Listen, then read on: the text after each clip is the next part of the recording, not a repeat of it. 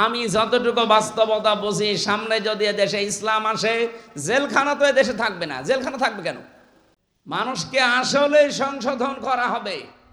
নবীর জীবনী দেওয়া যায় না, রাহিকুল মাখতুম পড়ে পরীক্ষা দেন, যদি পাশ করতে পারেন 10 বছর জেল আছে, 2 বছর মাফ। আমার মনে হয় ওই লোকটার জীবন পরিবর্তন হয়ে বাইরে ও আল্লাহর ওলির মতো জীবন যাপন করবে। প্রতি মাসে মাসে 4-5টা করে কথা। আমি জেলখানায় থাকতে খালি এই অভ্যাস তো ছিল, কারণ আমাদের তো অন্য কিছু দিত না। কোরআন শরীফ একটা ছিল, আর বাকি কোনো বই চাইলে 3 বছরের ভেতরে বই। এই যে এটি মাসুরুল ইসলাম, এতদিন যারা ইসলামী আন্দোলনের জেলে ছিল, তারা বের হওয়ার সাথে সাথে ওনার কাছে বই রেখে আসতো। মাওলানা মতিয়ার রহমান নিজামী রহমতুল্লাহ আলাই, শহীদ আব্দুল কাদের মোল্লা রহমতুল্লাহ আলাই, এরপরে যতগুলো মানুষ বিদায় নিল, এই মানুষগুলো তো বের হয়ে গেছে, আর কিতাবগুলো ওনাকে আসার সময় দিয়ে এসেছিল। ওনার ঘরে আমি ঈদের দিন যেয়ে দেখি 300-র উপরে কিতাব একেবারে সাজানো, অথচ অন্য কারো ঘরে এত বই আমি পাইনি। কারারক্ষীরা যদি বলতাম যে সারাদিন তালা লাগিয়ে রাখেন 24 ঘন্টা, একটা বই এনে দেন পড়ি, বই এনে দেয় বঙ্গবন্ধুর আত্মজীবনী। ও পড়ে কোনো লাভ আছে? ক্ষতি ছাড়া। কি বুঝবো ওর ভেতর থেকে, আর কি জ্ঞান অর্জন করবো বলে? কারারক্ষী বললো পড়তো সব আল্লাহর ওলি, ওইরকম ওই দেবদুলাল, সুব্রত বালা, আশিক কুমার। আজকে একটা রিপোর্ট পড়ার পরে আমি আশ্চর্য হয়ে গেছি। বাংলাদেশে সচিবালয়ে এই যে রিপোর্ট আছে, এর ভেতরে একেবারে টপ টু বটন সবগুলো ওরা যে বলে যে আমরা সংখ্যালঘু। কে বলেছে আপনার সংখ্যালঘু? সংখ্যালঘু তো আমরা। 92% মুসলমানের দেশে এতগুলো সচিব, একটা মুসলমান পাওয়া যাচ্ছে না, সবগুলো আল্লাহর ওই বান্দারা। আজকে 379 জন তালিকাভুক্ত হয়েছে ভারতে। তাদেরকে বাংলাদেশি ট্যাগ লাগিয়ে অলরেডি এদেশে ঢুকিয়ে দেওয়ার চিন্তা ভাবনা করছে ওই দেশের যারা দায়িত্বে আছে তারা।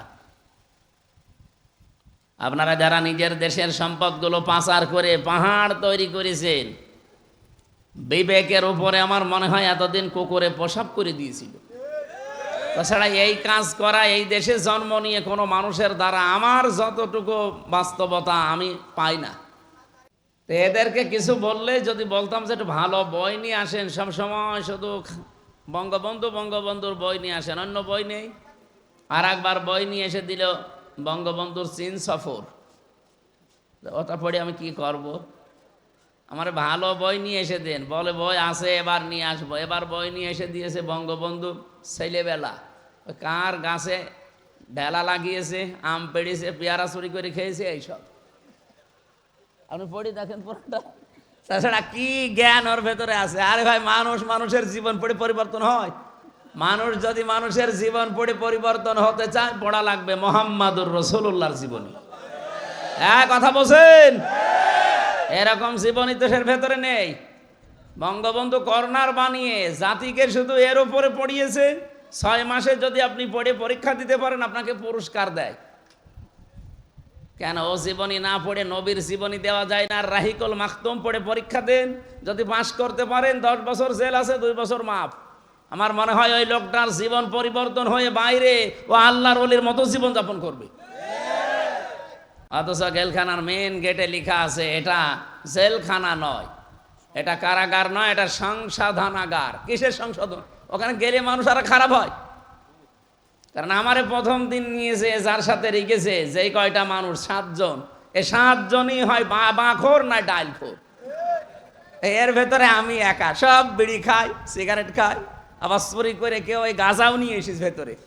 এখন আমি একটুখানি ঘর, এদিকে 3.5 হাত, এদিকে 2.5 হাত, 7 জন মানুষের ভেতরে।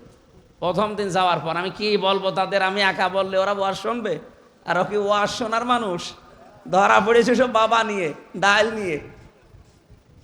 এমনকি আমারে যেখানে রেখেছিল ওর নিচতলায় একদিন জেলার এসে বলছে, হিন্দু জেলার তো, ভেতরে একজন গাঁজার গাছ লাগিস, ডাক দিয়ে বলছে পুলিশ তোরে ধরে জেলে দিল গাঁজা খাওয়ার কারণে, আর তুই ভেতরে গাঁজার গাছ লাগালি, তোরে তো স্বর্গে দেওয়া লাগবে।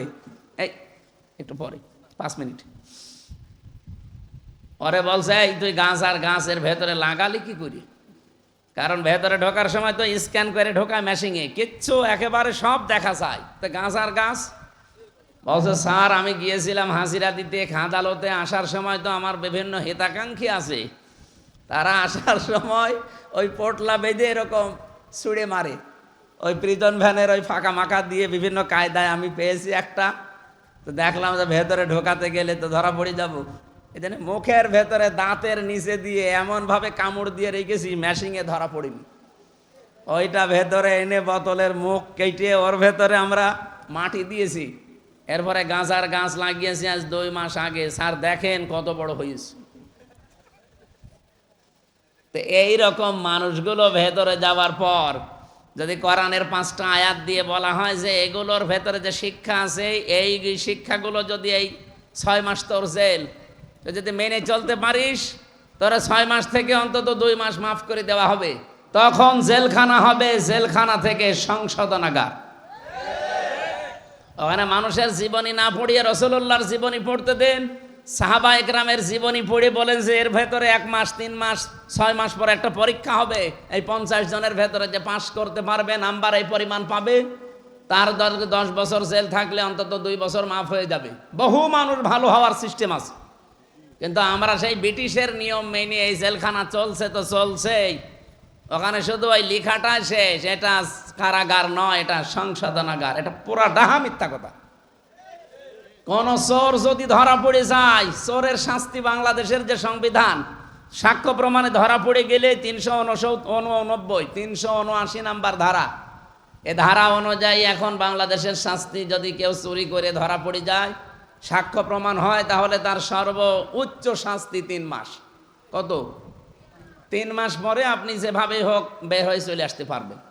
এখন চোর যদি ওর ভেতরে যে আমার মতো একজনের সাথে পড়ে, তো কোরআন শরীফ পড়াবো, হাদিস পড়াবো।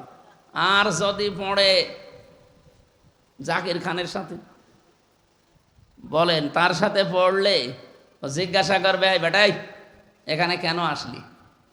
অথবা সুইডেন আসলাম ভাইয়ের সাথে যদি পড়ে, ওই মকিম গাছি এখনো আছে, আজ 46 বছর জেল খাটতেছে, ওরা 160 বছর জেল। ওর সাথে যদি সত্যি আপনার ভাগ্যে পড়ে যায় যে তার রুমে আপনাকে দিয়েছে, অত রাতের বেলা একসাথে থাকা হয়, জিজ্ঞাসা করবে না কেন আসলি? আপনি যদি বলেন যে আমি মুরগি চুরি করতে গিয়ে ধরা পড়ে গেছি, আপনার 2 থাপ্পড় দেবে। ভাই, মুরগি চুরি করতে যে ধরা পড়ে মানুষ, আমার সাথে যে কয়দিন আসিস থাক, তোরা কি করে ডাকাতি করা লাগে শেখাবো। কারণ উনি তো ওই উস্তাদ। আপনি যদি ডাকাতি করতে গিয়ে ধরা পড়ে ভেতরে যান, আর আপনার যদি ভাগ্যে পড়ে মার্ডার মামলার কোনো আসামির সাথে, তার সাথে পড়লে আপনাকে একসাথে তো আপনি থাকবেন, রাতের বেলা তো এক জায়গায় গল্প স্বল্প করবেন, জিজ্ঞাসা করবে কেন? ডাকাতি করতে গিয়েছিলাম, ধরা পড়ে গেছি। 2 থাপ্পড় কানের নিচে দিয়ে বলবে, ডাকাতি করতে গিয়ে ধরা পড়ে গেলি, একটা উপরে পাঠিয়ে দিতে পারলি না? আমার সাথে থাক, মানুষ কি করে উপরে তুলে দেওয়া লাগে আমি তোরে শেখাবো। ওপরে তুলে দেওয়া বোঝেন? এই হচ্ছে দেশের জেলখানা। এটা সংশোধনাগার বানানো দরকার, শুধু লিখে রাখলে হবে না। হ্যাঁ, এটা হবে আমার বিশ্বাস। আমি দেখে এসেছি 3 বছর একাধারে। আমি যতটুকু বাস্তবতা বুঝি, সামনে যদি দেশে ইসলাম আসে, জেলখানা তো দেশে থাকবে না। জেলখানা থাকবে কেন? মানুষকে আসলে সংশোধন করা হবে। কি কথা বলে না কেন? এই সংশোধন করার জন্য ওয়ায়ুযাক্কিহিম, তাদেরকে পবিত্রকরণ করা হবে, সংশোধন করা হবে কোরআনে কারিম দিয়ে। এই জন্য প্রথম শব্দ ওয়াতলু, তেলাওয়াত করে আপনার উম্মতদেরকে আদম নবীর এই 2 সন্তানের কাহিনী শোনান। কিভাবে তেলাওয়াত করতে হয় আমি ব্যাখ্যা বলছিলাম। শুদ্ধ করে পড়বেন, বুঝবেন, নিজে মানবেন, যতটুকু পড়ছেন অতটুকু। এখন এটা মানতে গেলে হবে, মানার পরিবেশ লাগবে না? কথা বললেন না?